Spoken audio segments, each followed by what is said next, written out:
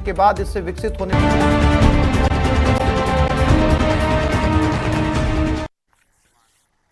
नमस्कार 20 मिनट 20 खबरों में आप सभी दर्शकों का स्वागत है। इस बुलेटिन में हम आपको प्रदेश से लेकर देश के अलग अलग हिस्सों की खबरें दिखाएंगे, साथ ही आपको यह भी बताएंगे कि दुनिया भर में क्या कुछ चल रहा है। तो चलिए शुरू करते हैं 20 मिनट में 20 खबरों का सिलसिला। सबसे पहले खबर अपने प्रदेश राजस्थान की। 6 फरवरी से भारत और वेस्टइंडीज के बीच 3 मैचों की वनडे सीरीज का आगाज होने जा रहा है। वनडे सीरीज के बाद 3 मैचों की T20 सीरीज भी खेली जाएगी। वेस्टइंडीज के खिलाफ 3 मैचों की वनडे और T20 सीरीज के लिए टीम इंडिया का ऐलान हो चुका है। टीम इंडिया में पहली बार युवा लेग स्पिनर रवि बिश्नोई को मौका मिला है। रवि बिश्नोई IPL में अपनी खतरनाक गेंदबाजी का जलवा दिखा चुके हैं। Ravi Bishnoi Indian Premier League की खोज हैं। रवि ने अपनी टीम की तरफ से बहुत अच्छा प्रदर्शन किया है। रवि अगले IPL सीजन में नई फ्रेंचाइजी लखनऊ सुपर जायंट्स की तरफ से खेलेंगे। बिश्नोई को दोनों टीम में चुना गया है। वेस्टइंडीज के खिलाफ पहले 3 वनडे मैच 6, 9 और 11 फरवरी को, जबकि T20 मैच 16, 18 और 20 फरवरी को खेले जाएंगे।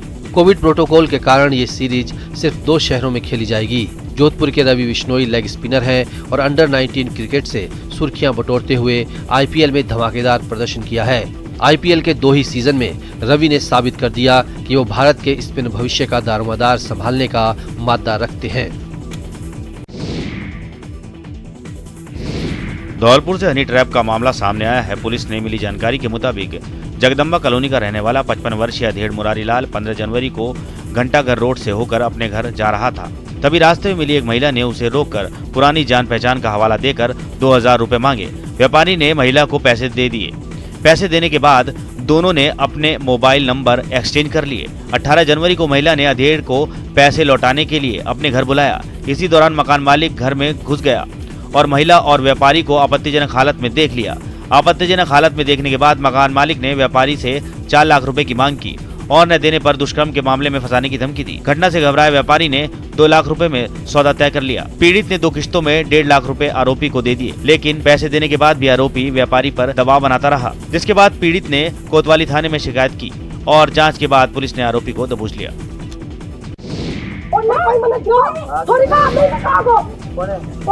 वक्त के साथ आवाज ऊंची होती जा रही है।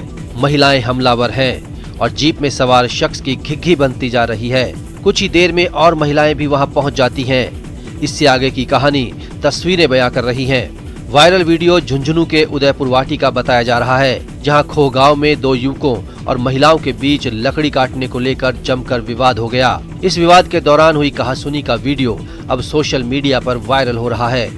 वीडियो में देखा जा सकता है कि गाड़ी में सवार युवकों ने महिला को लकड़ी काटने से टोका तो बहस बढ़ गई और देखते ही देखते आसपास लकड़ी काट रही दूसरी महिलाएं भी वहां आ पहुंची। विवाद इतना बढ़ा कि महिलाएं बात बात में लकड़ी काटने का औजार लहराने लगीं। वीडियो झुंझुनू के उदयपुर वाटी विधानसभा के खो गांव का बताया जा रहा है। न्यूज़ 18 राजस्थान इस वायरल वीडियो की पुष्टि नहीं करता है। करौली में साड़ी पर आई लव यू प्रिंट करके बेचना कारोबारियों को महंगा पड़ गया।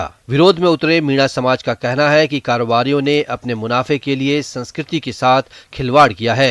टोडा भीम कस्बे की दुकानों पर आई लव यू लिखी हुई साड़ी बिकने के विरोध में मीणा समाज के युवाओं ने हंगामा किया। युवाओं ने विरोध प्रदर्शन भी किया।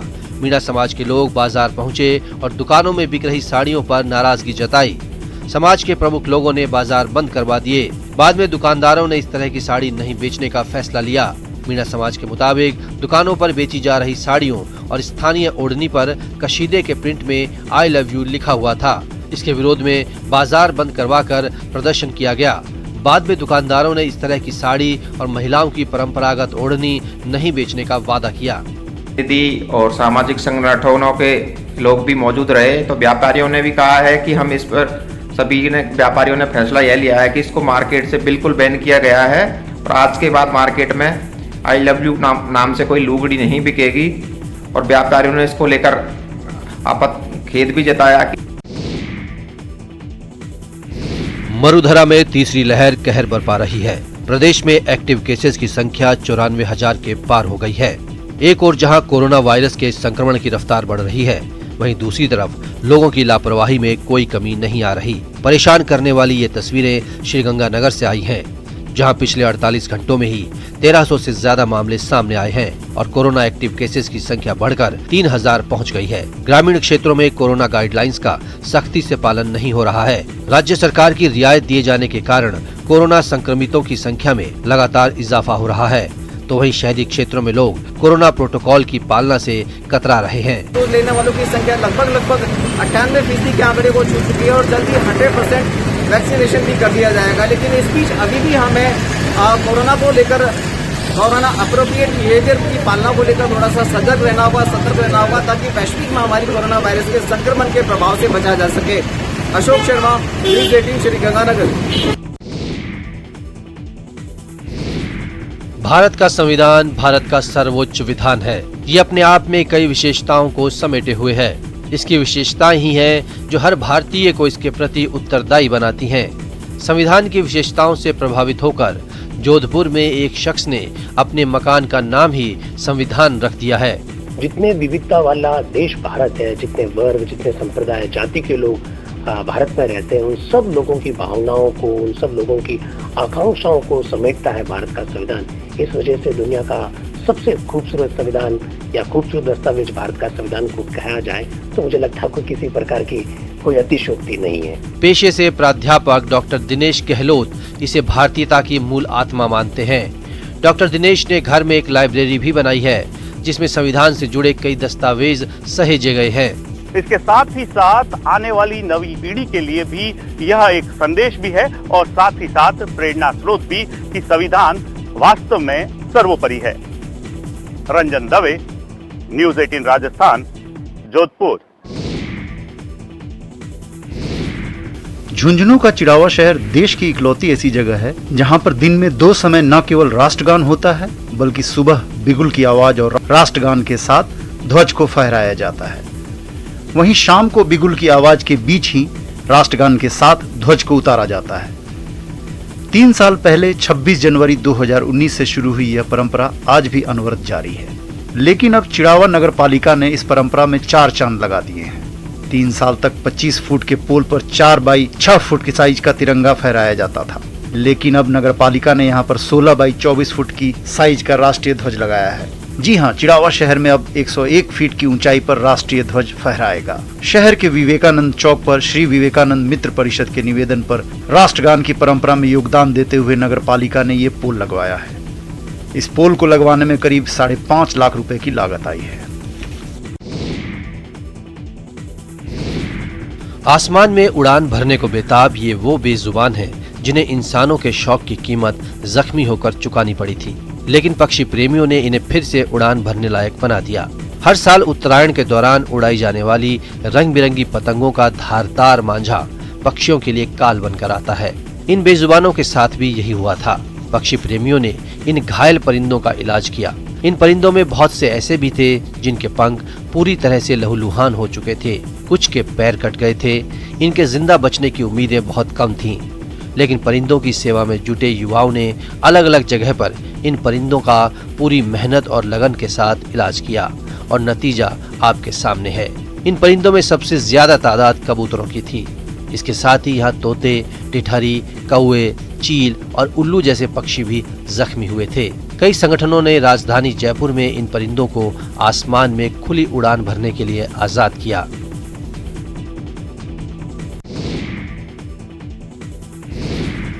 लंबी चोंच और बड़े गले की थैली वाला 15 किलो वजनी पक्षी, जिसे रोजी पेलिकन या फिर देसी भाषा में हवासील कहा जाता है, इन दिनों सैलानियों के आकर्षण का केंद्र बना हुआ है। तस्वीरें जयपुर के मानसागर झील की हैं, जहां रोजी पेलिकन पक्षियों का एक बड़ा झुंड पहुंचा है। सर्दियों में अक्सर मानसागर झील पर 80 से ज्यादा प्रजातियों के प्रवासी पक्षी आते हैं, लेकिन पहली बार रोजी पेलिकन पक्षियों का हजारों का झुंड मानसागर पहुंचा है।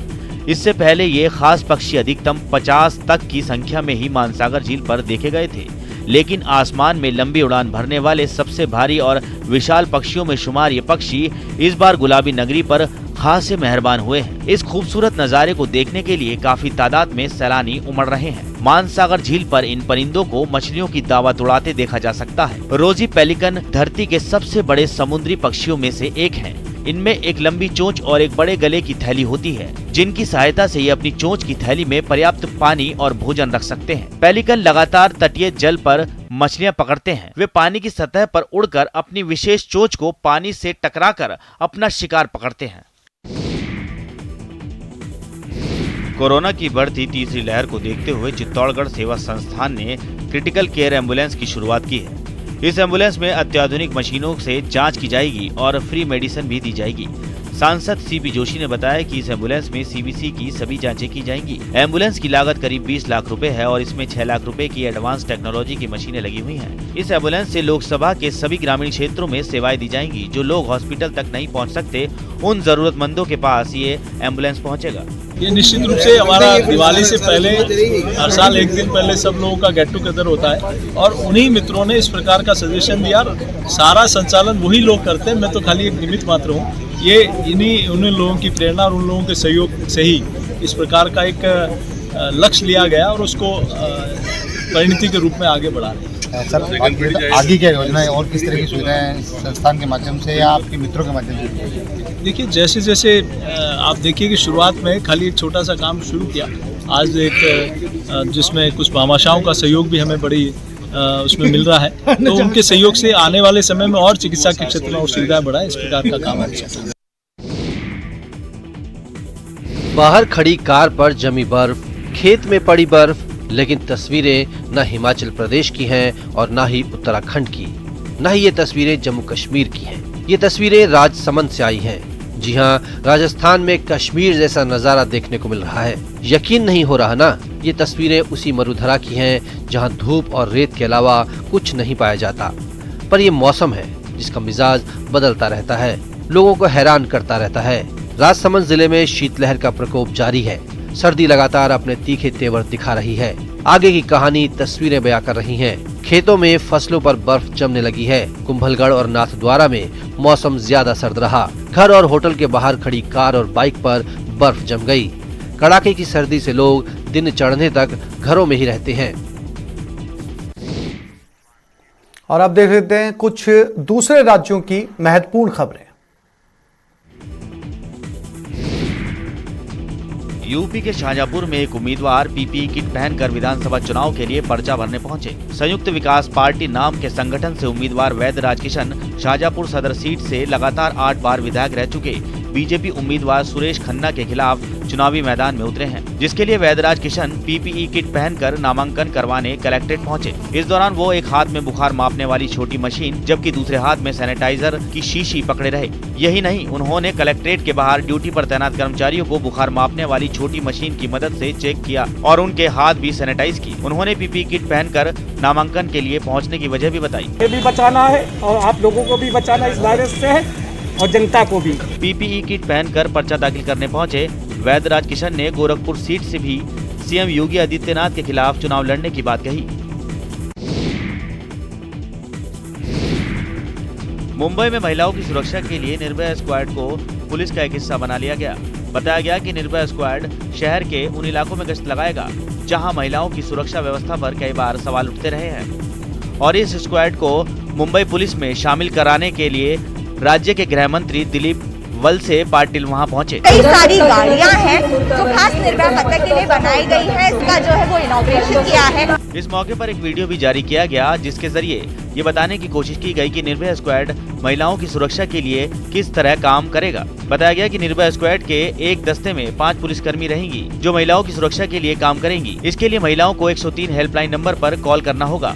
माँ, बेटी और बहनों के हेल्पलाइन 103 पर डायल करते ही निर्भया स्क्वाड उनकी सुरक्षा के लिए हमेशा रहेगी तैयार।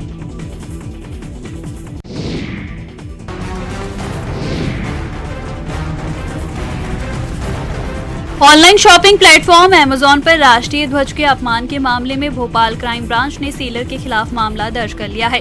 गृह मंत्री के निर्देश के बाद डीजीपी ने एफआईआर दर्ज करने के निर्देश दिए थे। भोपाल क्राइम ब्रांच मामले की जांच कर रही है। गृह मंत्री नरोत्तम मिश्रा ने अमेजॉन के विज्ञापन में तिरंगे के उपयोग पर आपत्ति जताई थी और राष्ट्रीय ध्वज का अपमान बर्दाश्त नहीं किए जाने की बात कही थी। डीजीपी को मामले की जांच के बाद एफआईआर दर्ज करने के निर्देश दिए गए थे। पुलिस से की गई शिकायत में अमेजॉन की सेल के दौरान जूतों पर तिरंगा लगाने की बात कही गई थी। इसके पहले भी ऑनलाइन शॉपिंग प्लेटफॉर्म पर गांजे की तस्करी का मामला सामने आया था। इस मामले में भी पुलिस ने कार्रवाई की थी। झारखंड में सर्दी ने लोगों की परेशानी बढ़ा दी है। सर्द हवाओं के कारण तापमान के गिरने से लोगों का जनजीवन प्रभावित हुआ है। ठंड के बढ़ने से लोग नहीं बल्कि पशु पक्षी भी परेशान हैं। रांची के कटरू चौक पर सुबह ठंड के कारण कबूतर नीचे गिर गया। ठंड से परेशान कबूतर को देखकर वहां अलाव ताप रहे लोगों ने कबूतर को उठाया और अलाव के सहारे कबूतर को गर्मी दी, जिससे कबूतर की जान में जान आई। ठंड के कहर से सबसे अधिक परेशानी गरीब और दिहाड़ी मजदूरों को हो रही है। तापमान गिरने के चलते मजदूर मजदूरी नहीं कर पा रहे हैं। अलाव की समुचित व्यवस्था नहीं होने के कारण मजदूर ठंड से बचने के लिए सरकार और प्रशासन से अलाव की व्यवस्था कराने की अपील कर रहे हैं, जिससे वो अपने आप को शीतलहर से सुरक्षित रख सकें। यहाँ काफ़ी ठंड है, हवा बहुत ज़्यादा चल रही है, लोगों को तकलीफ भी हो रही है। आप कुछ इंतजाम कर दीजिए ताकि आदमी के साथ साथ जानवर का भी सीधा हो जाए। अरे योगी योगी गूंज रहा भारत के कोने कोने से। लोकतंत्र के पर्व चुनाव में लोक कला की आवाज कभी कभी सत्ता को भारी पड़ने लगती है, लेकिन लोक कलाकार जनता की आवाज होते हैं, इसलिए उनकी आवाज की गूंज सत्ता के गलियारों की नींद उड़ा देती है। उत्तर प्रदेश में हो रहे विधानसभा चुनाव में लोकगीतों ने धमाल मचा रखा है। कई लोकगीत समस्याओं और मुद्दों को लेकर गाए जा रहे हैं, तो कई गीत राजनीतिक दलों के समर्थन में भी चुनाव प्रचार के रूप में इस्तेमाल हो रहे हैं। इस बीच बिहार की लोक गायिका नेहा सिंह राठौर का लोकगीत यूपी में काबा सुर्खियों में बना हुआ है। इस गीत के आने के बाद यूपी के लोक गीतकार भी अपने ही अंदाज में नेहा सिंह राठौर को जवाब दे रहे हैं और उन्हें अपने जवाबी गीतों के माध्यम से ये बताने की कोशिश कर रहे हैं कि यूपी में काबा। यूपी की कानून व्यवस्था, विकास योजनाओं से लेकर अयोध्या में भव्य राम मंदिर और काशी में बने भव्य कॉरिडोर तक का जिक्र इन लोक गीतों में किया गया है।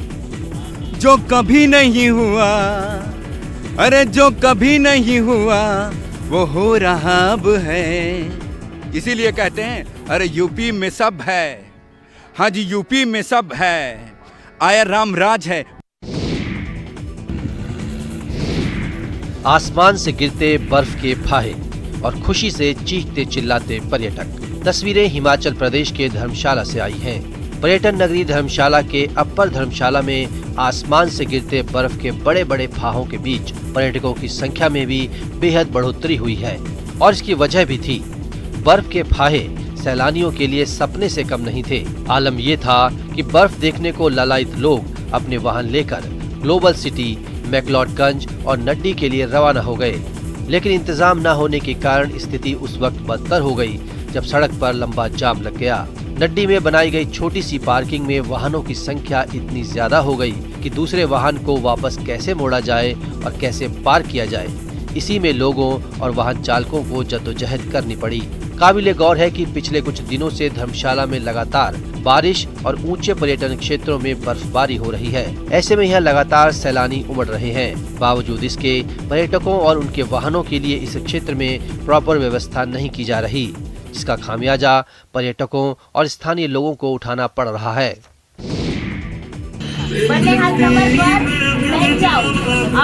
फिटनेस सिर्फ एक शब्द नहीं बल्कि स्वस्थ और समृद्ध जीवन का आधार है। विश्व स्वास्थ्य संगठन के अनुसार स्वास्थ्य सिर्फ बीमारी या शारीरिक कमजोरी का ना होना ही नहीं है, बल्कि एक पूर्ण शारीरिक, मानसिक और सामाजिक खुशहाली की मनोस्थिति है।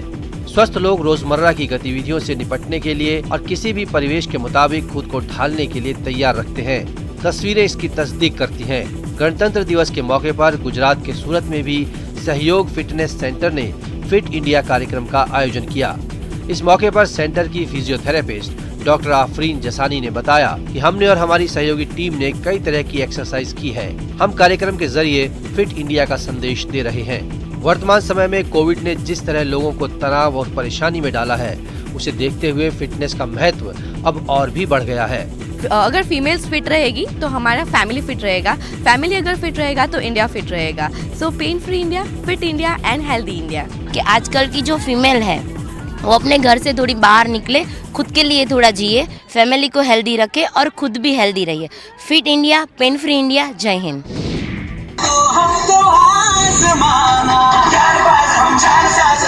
टीवी पर फैशन शो में हमने अक्सर अनुभवी मॉडल्स को ही रैंप पर अपना जलवा बिखेरते हुए देखा है। उनका अंदाज और स्टाइल सबसे जुदा होता है, लेकिन रैंप वॉक सिर्फ युवा ही करते हैं, ऐसा किसने कहा। क्यूट बच्चे भी रैंप वॉक में पीछे नहीं हैं। जब वो रैंप वॉक के लिए स्टेज पर आते हैं तो लोगों की निगाहें उन्हीं पर ठिठक जाती हैं। उनकी हर हरकतों को दर्शक बेहद गौर से देखना पसंद करते हैं और मौका जब खास हो तो कहना ही क्या, तस्वीरें इस बात की मुनादी कर रही हैं।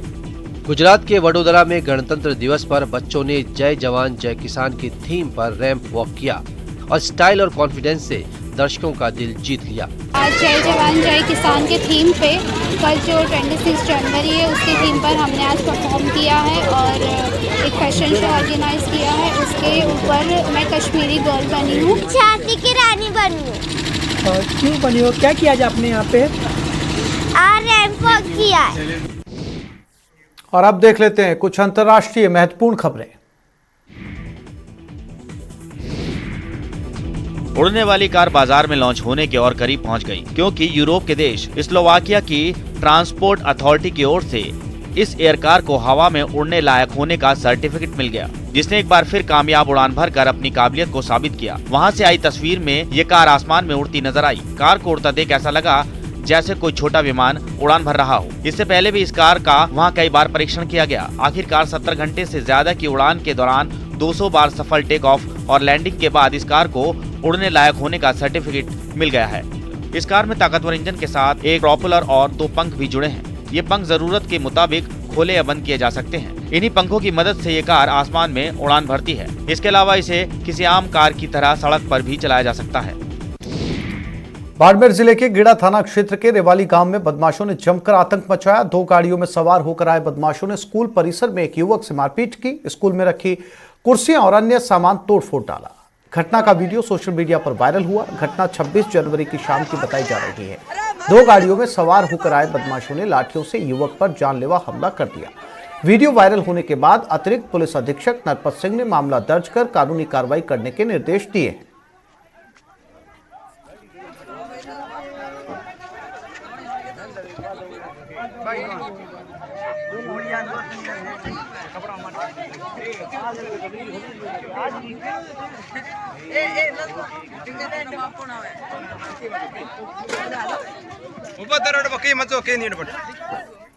हम सबकी जिंदगी में कोई होता